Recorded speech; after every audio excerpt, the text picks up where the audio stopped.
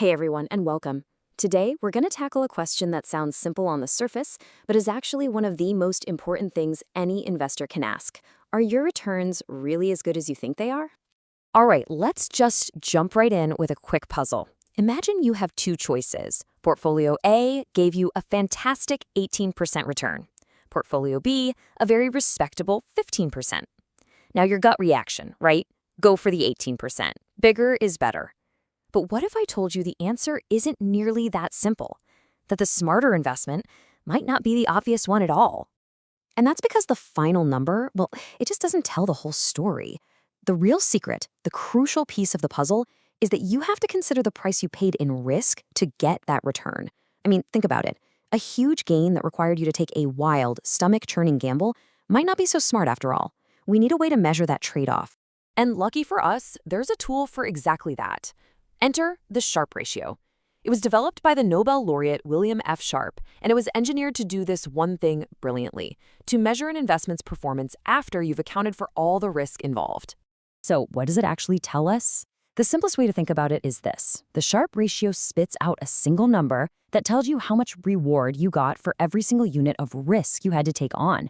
It's not just about how much you made, it's about how efficiently you made it. So let's pop the hood and see what's inside. It's actually way simpler than it sounds. You've got two main parts. Up top, you have your reward, which we call excess return. And on the bottom, you have your risk, which we measure with something called standard deviation. That's it. It's literally just your reward divided by your risk. Okay, let's zoom in on that first clue, the excess return. Now, this is super important. We're not looking at your total return, no.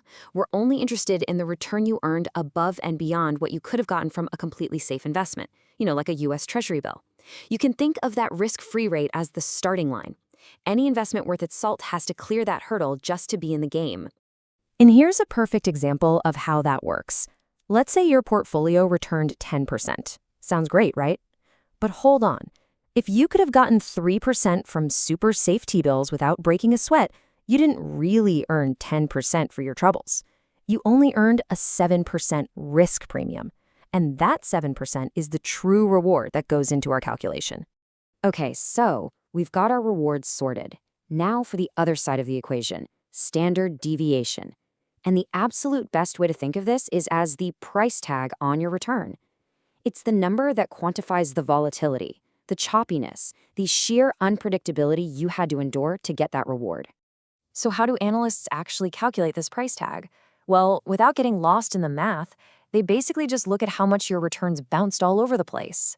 A smooth, steady climb gets a nice low number, but a wild, unpredictable roller coaster ride, that's going to get a much, much higher one. It's all about measuring that inconsistency.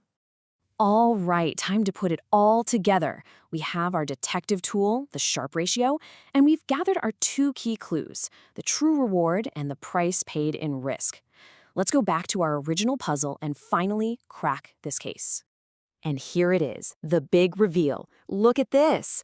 Portfolio A, yeah, it had the higher raw return at 18%, but look at the Sharpe Ratio. Portfolio B comes out on top with a 1.50, easily beating A's 1.25. This is that aha moment. Portfolio B was actually the more efficient, the smarter investment all along. So what does this tell us? It means Portfolio B is definitively the smarter choice. It delivered more bang for your buck, or more accurately, more return for every single unit of risk you had to put up with. It's simply the more efficient way to invest. And this really gets to the core idea, which is captured perfectly in this quote. A high return is only valuable if the price paid in risk doesn't outweigh the gain. It's all about that balance. Now, to put these numbers into perspective, what's a good Sharpe ratio in the real world? Many people think anything over 1.0 is the goal, but let's look at a major benchmark. The S&P 500 historically has a Sharpe ratio of around 0.72. That's right, less than 1. Even the legendary performance of Warren Buffett's Berkshire Hathaway sits around 0.79. So getting a ratio above 1 is actually a pretty big deal. But, and this is a big but, we have to be critical thinkers here. Even the most powerful tools have blind spots, and the Sharpe ratio is no exception. So the really important next question is, when can this ratio actually lie to us? There are three main pitfalls to watch out for.